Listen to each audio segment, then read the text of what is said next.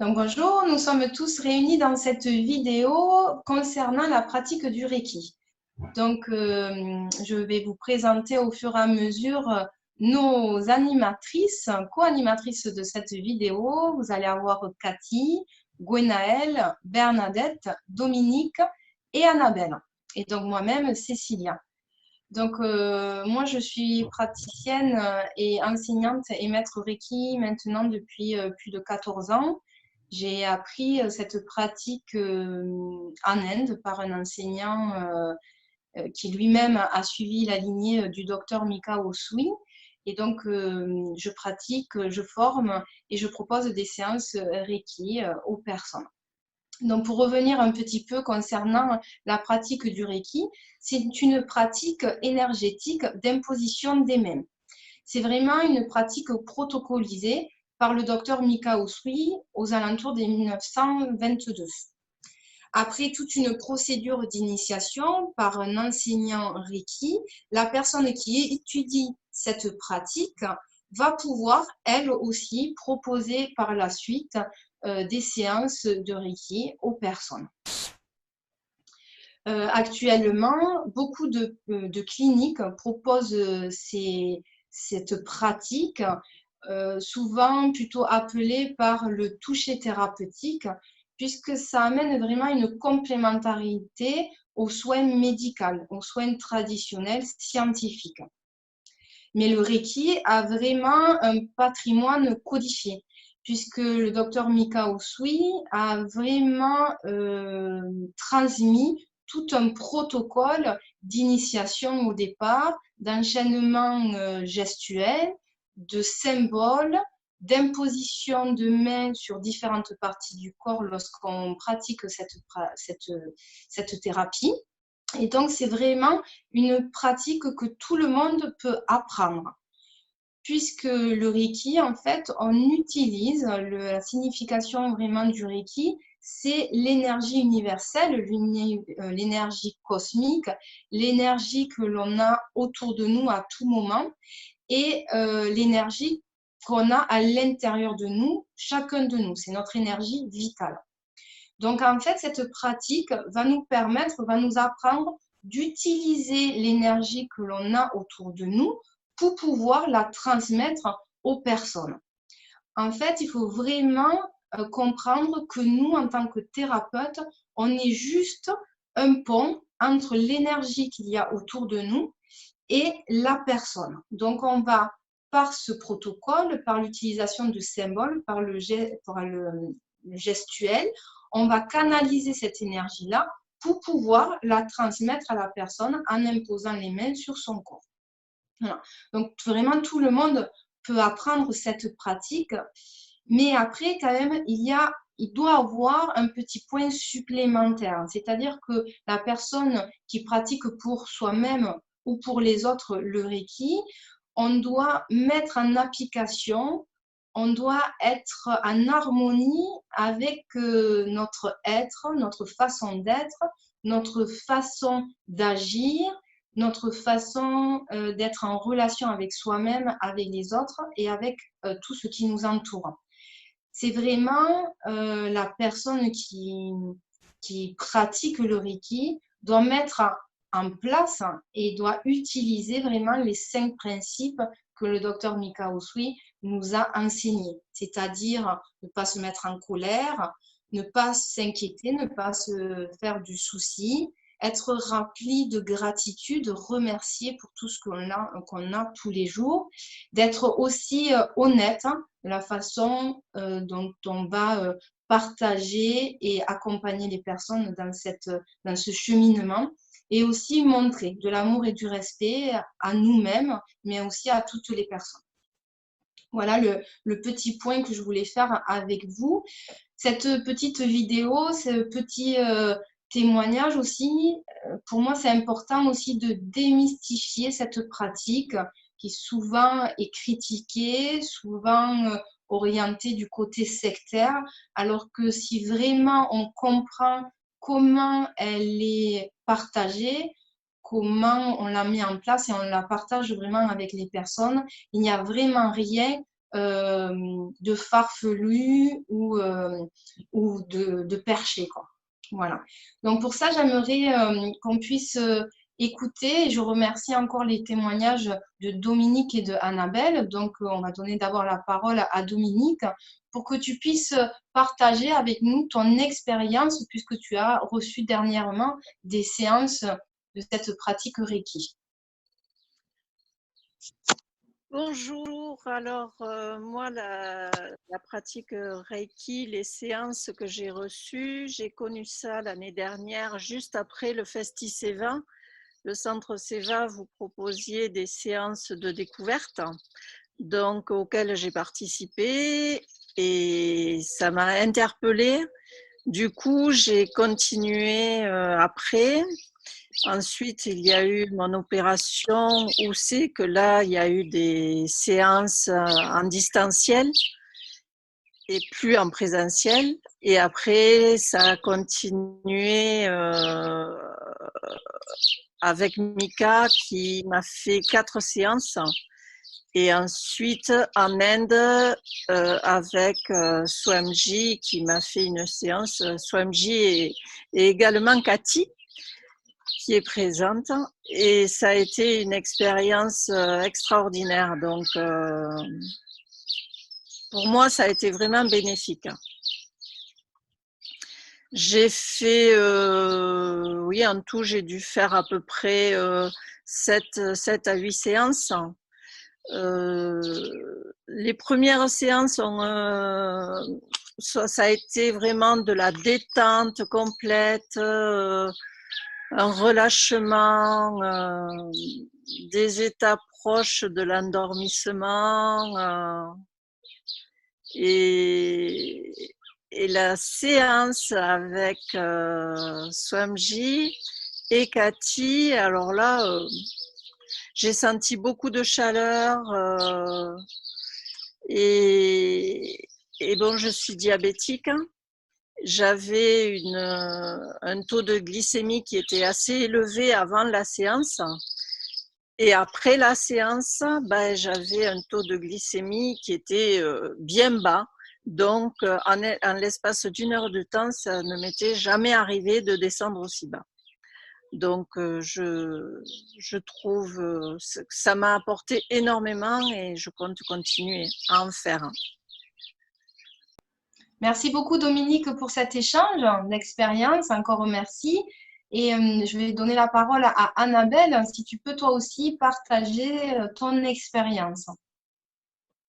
Bonjour. Alors, j'ai reçu beaucoup de soins Reiki ces derniers 2 ans suite à une assez grave maladie. En fait, il y a 2 ans, donc c'était prévu que je reçois du chimio. Donc avec Gwenaëlle, qui est ma prof de Qigong et qui m'a fait déjà des massages, on avait prévu de faire des séances Reiki pour m'aider à gérer le chimio que je devais faire.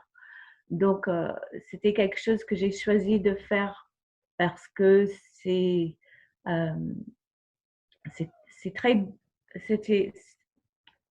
quelque chose que je voyais comme quelque chose de très doux, très le toucher qui m'apporte beaucoup par rapport au massage, mais que les massages allaient être un peu trop pour mon corps à gérer. Donc, tout ça, c'était prévu. Par contre, je me retrouvais, je tiens à parler de ça parce que ça m'a beaucoup aidé. J'étais aux soins intensifs à l'hôpital et Gwenaëlle était gentille, elle était d'accord pour venir dans l'hôpital pour me faire une séance. La première séance de Reiki que j'ai eue. Et en étant sous morphine, comme c'est normal, j'étais très perturbée par tous les images qu'on a sur les médicaments, le fait d'être à l'hôpital, le fait d'être très, comment dire, très vulnérable, on va dire. Et donc, après la première séance, je me sentais complètement calme. Après beaucoup comment dire, d'images, de perturbations qui me suivaient dans ma tête tout le temps, après la première séance, je me retrouvais complètement calme. Et ça, je me dis, voilà, c'est ça ce qu'il me faut, en fait. Donc, j'ai continué depuis 2018 les séances très régulières de Reiki qui m'a apporté énormément de détente, énormément de force pour gérer les moments de solitude qu'on a quand on est malade, quand on n'a pas d'énergie, quand on a l'impression qu'on n'en peut plus. Comme l'image, il y a une image qui m'est venue à l'esprit, c'est quand on a fait des courses, mais des gros courses. On a plein de sacs, des sacs très lourds, mais bon, il faut parce qu'il y a beaucoup de monde à nourrir, par exemple. Et on a l'impression qu'on ne peut plus porter ces sacs. Et c'est comme si l'univers arrive avec voilà, de l'aide qui disent, voilà, bah, je vais vous aider à porter tout ça. Et bon, la sensation, un peu comme Dominique a parlé de cet état presque endormi, c'est tout, à chaque fois, c'est toujours cette impression on peut tout relâcher et être complètement détendu.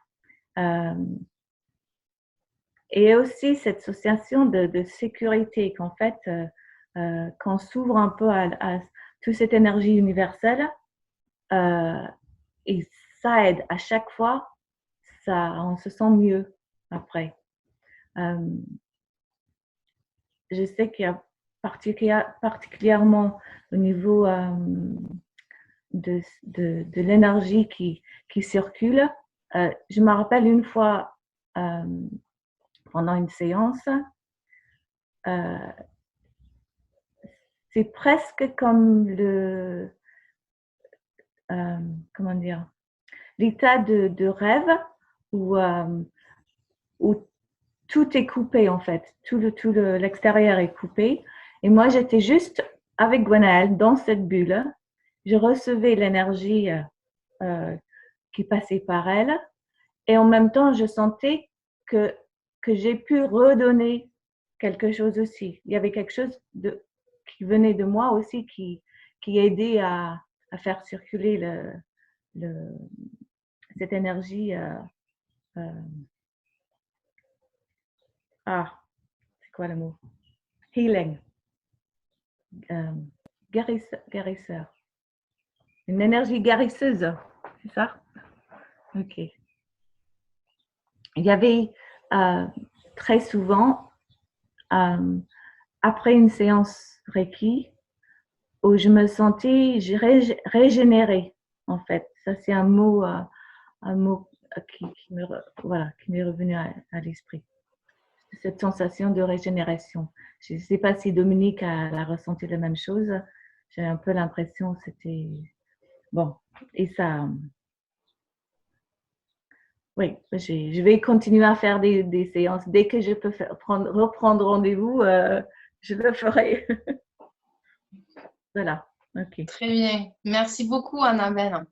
Avec plaisir. Du coup, on va... Hein, pardon? Pardon, c'est vrai qu'il y a aussi le souffle qui se ralentit et on est vraiment dans une zénitude, dans une bulle, comme elle a très bien dit. Et moi, ça me donne vraiment envie de passer mon premier degré de Reiki pour déjà commencer par faire l'auto-guérison, parce que je pense que le premier degré, c'est l'auto-guérison, et aussi pour mon développement spirituel. Ça m'intéresse énormément tout ça. Alors, tu parles oui, quand on apprend, quand on fait la formation, il y a plusieurs degrés.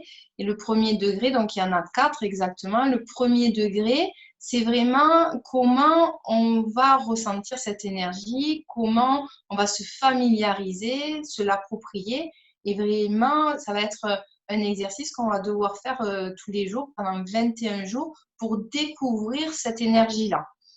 Donc, certains appellent cet exercice auto-guérison, auto-soin, auto-séance. C'est vraiment parce qu'on va s'accorder cette pratique pour soi-même et on va imposer nos mains sur notre corps, sur différentes parties. Voilà. Le deuxième degré, on va apprendre vraiment le protocole pour pouvoir réaliser une séance Reiki. Le troisième degré, ça va être pour aller plus en profondeur, pour avoir une initiation plus profonde sur l'énergie pour soi, pour vraiment un développement personnel, pour cheminer vraiment par cette pratique-là. Et le quatrième degré, c'est pour devenir vraiment enseignant. Et donc, on apprend tout le protocole général, tous les protocoles pour pouvoir après apprendre à d'autres personnes de pratiquer, de proposer des séances. Voilà, donc il y a 4 degrés. Du coup, on a parlé plusieurs fois, Annabelle, tu as échangé puisque tu as eu des séances avec Gwenaëlle. Donc, du coup, on va peut-être donner la parole à Gwenaëlle. Est-ce que tu peux échanger avec nous concernant la pratique, la proposition des séances Reiki avec les personnes, sur l'organisation, le déroulement, sur aussi le prix d'une séance? Ouais, voilà, tout ce que tu veux nous dire à ce sujet. Oui, bonjour. Alors effectivement, moi je propose des séances Reiki en séance individuelle donc depuis bientôt 2 ans maintenant. Donc en fait, c'est tout simplement voilà, les personnes qui choisissent de me contacter, de prendre rendez-vous quand elles en ont besoin, quand elles en ont envie. Souvent, ça m'arrive d'avoir ces personnes-là au téléphone et de discuter d'abord avant avec elles. Elles veulent d'abord se renseigner un peu sur ce qu'est le Reiki, ce que ça peut leur apporter. Et suite à ça, elles décident ou pas de prendre un rendez-vous. Donc, ces séances, moi, je prends toujours rendez-vous pour une première séance. C'est une première séance de contact, de prise de contact, de découverte pour la plupart des gens de ce qu'est le Reiki. Et en fait, je les laisse, on voit comment se déroule la séance, on voit ce qui s'est passé, ce que la personne a ressenti pendant la séance, ce que je peux avoir aussi ressenti et avoir envie de dire à la fin de cette séance. Et c'est à la fin de la séance, en fait, que nous décidons, enfin que la personne, je lui laisse le choix si elle souhaite revenir pour d'autres séances complémentaires ou pas. Sachant qu'elle n'est pas obligée de décider à la fin de la séance. Elle peut tout à fait après rappeler plus tard. Et pourquoi souvent on propose d'autres séances qui ne sont absolument pas obligatoires. Mais voilà, souvent on propose parce que justement la première séance est souvent une séance de découverte. La personne ne sait pas ce qui va lui arriver, ne sait pas ce qui va se passer, ne sait pas ce que ça va lui apporter. Et souvent, du coup, elle va se retrouver légèrement tendue. Le mental, pendant la séance, va avoir plus de mal à lâcher parce que le mental va être toujours, tiens, qu'est-ce qui se passe? Qu'est-ce qu'on fait? Pourquoi je ressens ça? Etc. Mais dans la plupart du temps, quand même, il y a quand même des effets positifs dès la première séance, même si le mental n'arrive pas complètement à lâcher. La personne va quand même commencer à ressentir des bienfaits, de l'apaisement, du calme, des choses comme ça. Et donc, souvent, quand on veut travailler vraiment sur quelque chose de profond, on va proposer d'autres séances complémentaires parce que la personne connaît ensuite le protocole, connaît ce qui va se passer et aux séances suivantes, elle va arriver, elle va être de prime abord plus détendue, plus à même, entre guillemets, de recevoir, de recevoir le soin, de recevoir l'énergie. Et du coup, le fait que la personne soit plus détendue, que le mental soit plus calme, l'énergie en elle-même, la séance va être du coup beaucoup plus profitable. On va pouvoir aller travailler beaucoup plus en profondeur. Et ainsi de suite au fur et à mesure des séances. Donc, c'est vrai que souvent, les séances de Reiki sont souvent proposées par minimum de 3, 4 ou 5 séances en fonction des besoins de la personne. Personnellement, moi, je prends toujours rendez-vous juste pour une séance au départ et à la fin de la séance, c'est à la personne qui choisit si elle veut continuer ou pas en fonction de ce qu'elle a ressenti. Mais pour un travail plus en profondeur, souvent les personnes souhaitent revenir. Alors après, je souhaitais aborder un autre point. On parle souvent du prix des séances, pourquoi payer, etc. Alors juste pour information, le prix des séances, moi je les propose à 50 € la séance, mais tout simplement parce que je propose par ailleurs des massages qui sont aussi à 50 € la séance. Et voilà, je voulais un tarif unique pour les gens. Mais on trouve souvent voilà, des tarifs autour de 50, 60 € une séance de Reiki. Il y a des gens effectivement qui critiquent et qui disent mais pourquoi faire payer alors que finalement c'est nous en tant que praticiens nous sommes juste un canal et l'énergie va passer à travers nous, entre guillemets ressortir par nos mains pour ensuite aller remplir la personne qui reçoit le soin. Du coup, effectivement, l'énergie, elle est accessible à tout le monde, elle est autour de nous, elle est partout, elle est gratuite, elle est entre guillemets en libre service. Pourquoi faire payer? Mais tout simplement, c'est une sorte d'échange.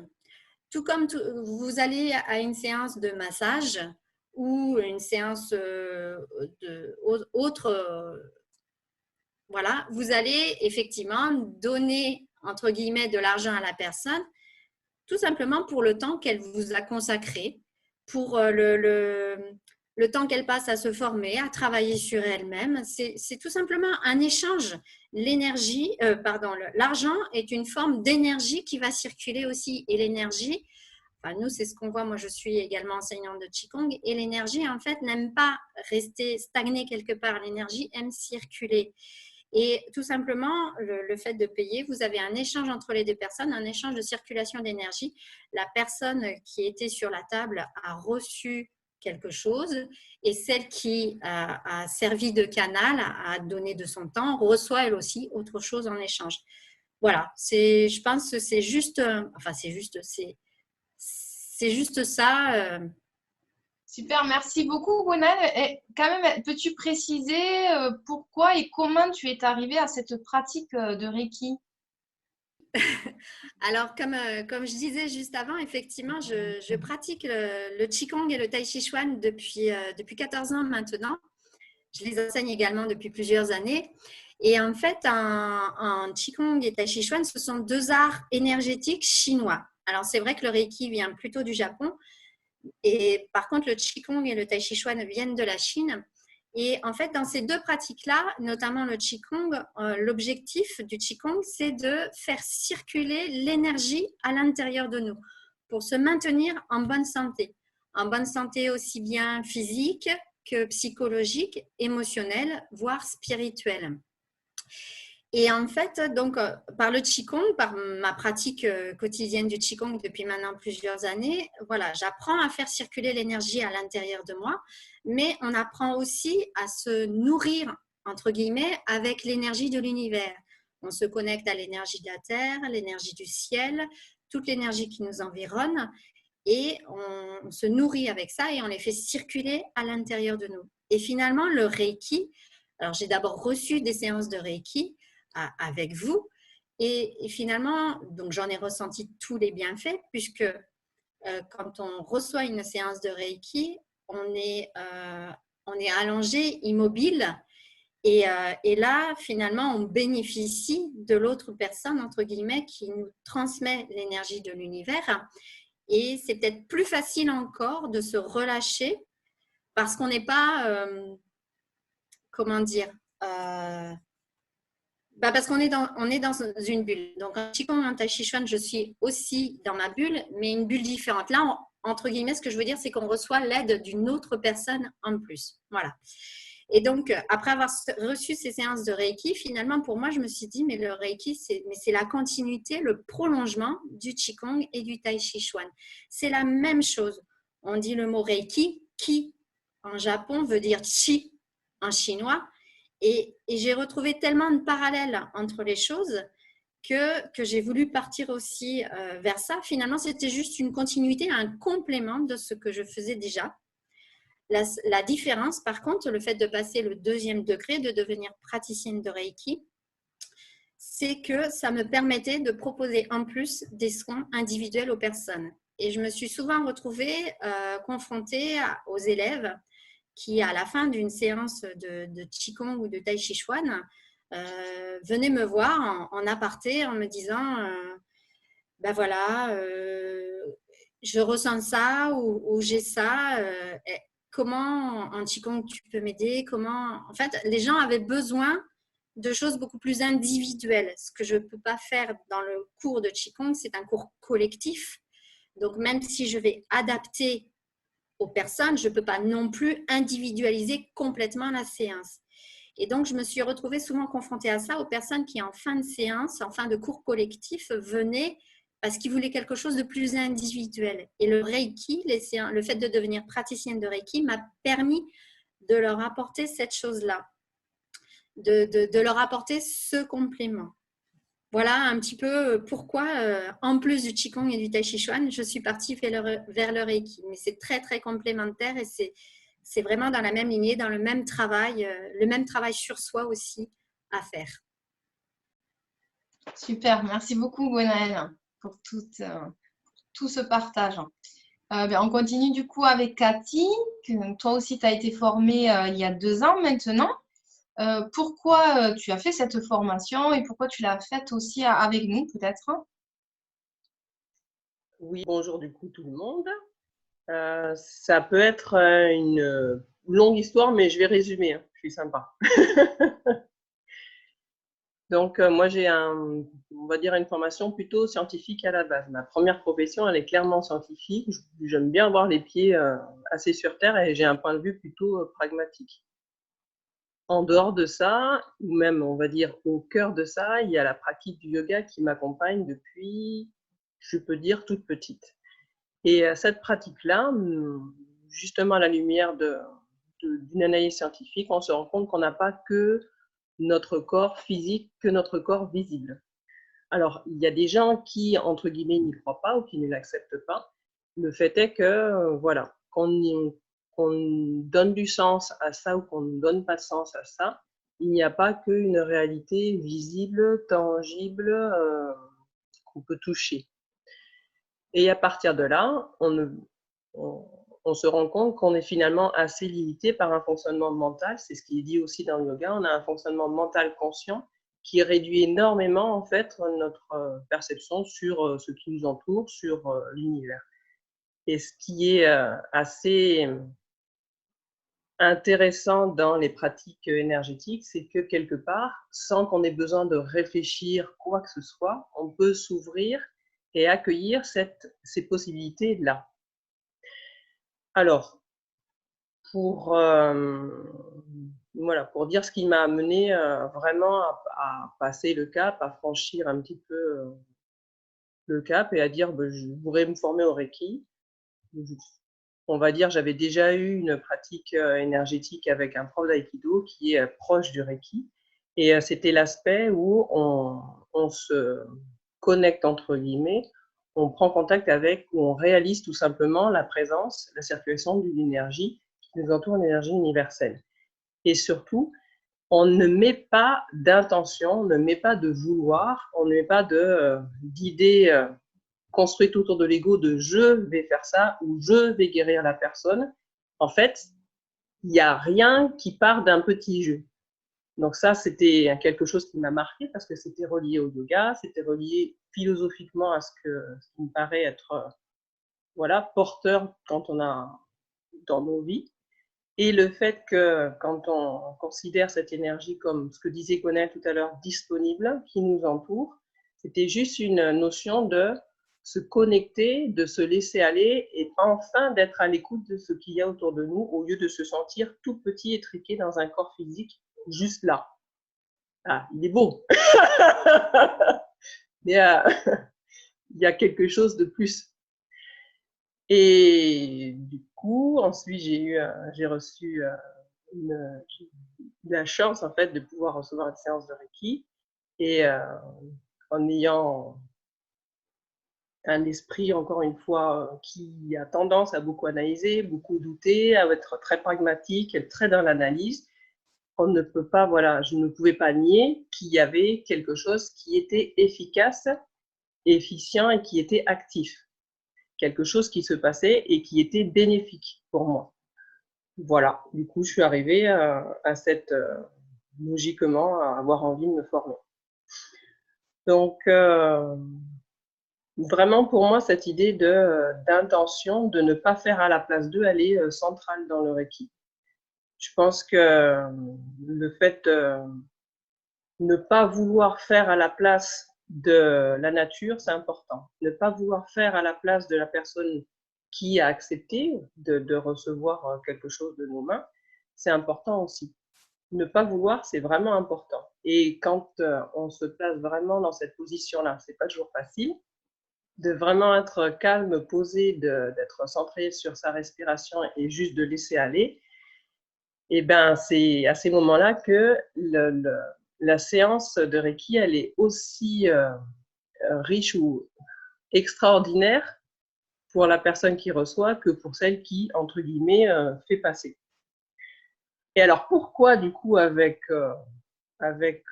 vous, avec toi, Cécilia, puisque tu es mon maître Reiki, encore une fois, c'est encore relié à mon petit fonctionnement, mon petit caractère à moi. Donc, je suis désolée, j'aime bien les choses assez calées. Encore une fois, je suis assez pragmatique.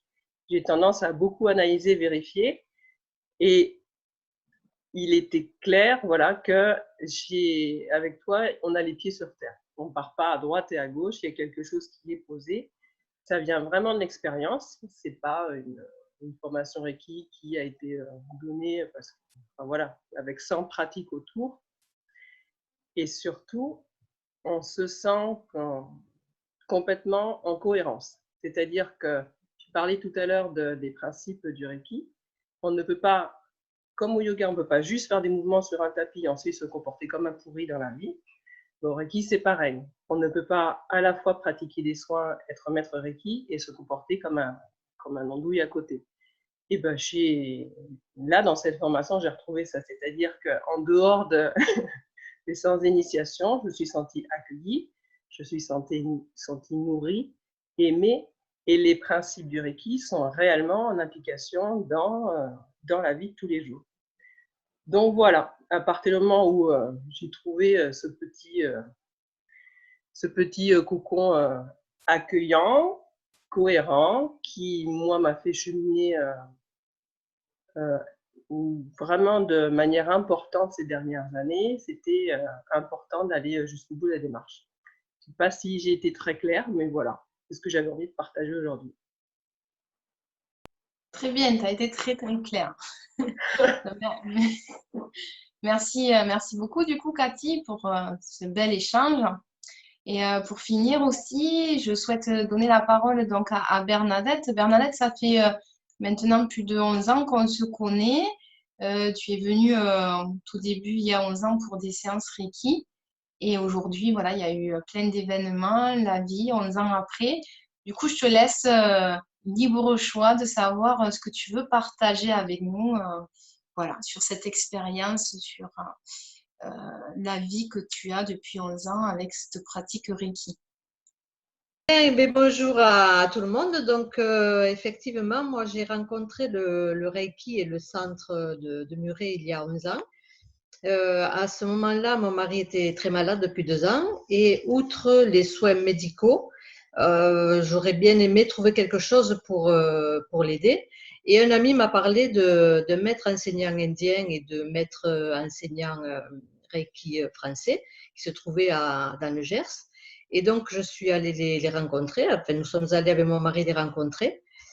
Et donc, je tiens à dire qu'à aucun moment, ils ne m'ont dit qu'ils allaient guérir mon mari, mais qu'ils allaient tout faire pour lui améliorer la vie, lui améliorer son confort de vie.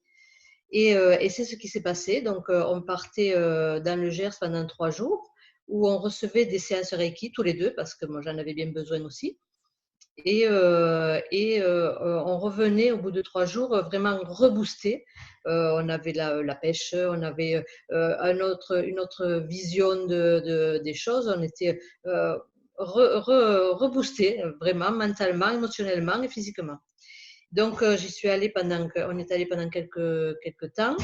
On passait 3 jours là-bas et pour que je puisse continuer à donner des séances Reiki à mon mari chez moi, donc j'ai reçu les 2 premières initiations. Donc je faisais des soins sur moi-même et sur lui. Donc chez nous, je refaisais les séances, puis au centre, c'est eux qui faisaient tous les soins. Et donc effectivement, ils ne l'ont pas guéri puisqu'il est décédé. Mais je tenais à préciser que l'énergie qu'ils lui ont transmise et surtout l'amour avec un grand A qu'ils lui ont donné pendant tout ce temps, ça n'a pas de prix et je pense que je ne pourrai jamais leur rendre tout l'amour qu'ils lui ont donné à ce moment-là. Donc du coup, j'ai continué à les fréquenter parce que c'est des gens très fréquentables. Et c'est devenu ma deuxième famille, puisque bon, dès que ça va pas, je peux les appeler. En fait, c'est des gens vraiment qui sont là dans l'esprit du don, du partage, de l'amour. Et je pense que dans la pratique Reiki, c'est vraiment un élément aussi très important. Le partage avec l'autre, le respect de l'autre, et au centre Seva, c'est ce qu'il y a à puissance 1000. Donc, du coup, j'ai continué à faire, à proposer des séances Reiki à ma famille, mes enfants, les amis proches. Pendant quelques années, j'allais au centre pour me ressourcer, j'étais en contact avec eux tout le temps. Et il y a 2 ans, suite à un voyage en Inde, j'ai eu envie de passer mon niveau de maître Reiki. Et c'est ce que j'ai fait, c'est Michael qui me l'a fait passer. Et tout simplement, pourquoi j'ai attendu autant de temps? Parce que je connaissais le bienfait des séances Reiki sur moi-même, sur les personnes, mais quand on est maître Reiki, on enseigne et il fallait que vraiment je sente au fond de moi que je pouvais donner cet enseignement. Donc, on ne peut pas donner cet enseignement comme ça, comme on donne la recette des crêpes ou d'un gâteau. Et donc, du coup, il m'a fallu tout ce cheminement tout ce cheminement personnel pour arriver à prendre cette décision. Et donc, depuis 2 ans, je suis maître Reiki.